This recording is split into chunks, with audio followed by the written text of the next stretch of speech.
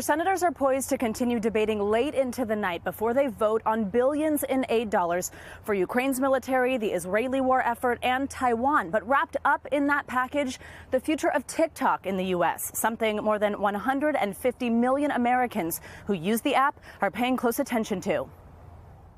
TikTok is a major foreign threat. The bill we are passing today puts an end to that.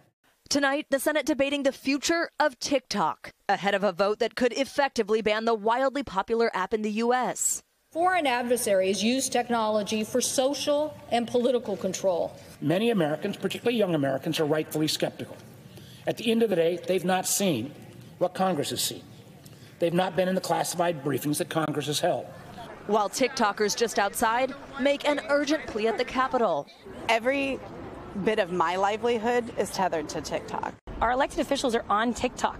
We believe if it were dangerous, they shouldn't be there, but they keep trying to reach us there when it's convenient. This vote, the last step before the legislation would head to President Biden's desk. He's indicated he'll sign it, triggering a countdown. The app's Chinese parent company would have at least 9 months to sell the platform. If they don't, it would be removed from the App Store. It wouldn't disappear from phones, but no new downloads or updates would be possible. But that's likely years away, if at all, because of TikTok's promised legal challenge to the potential law. Writing in an internal memo, we will move to the courts, and arguing the ban would impede on the free speech of users. Save TikTok!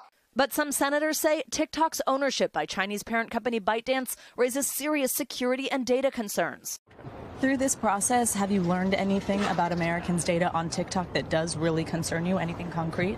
Yes. Rivers of data are being collected and shared in ways that are not well aligned with American security.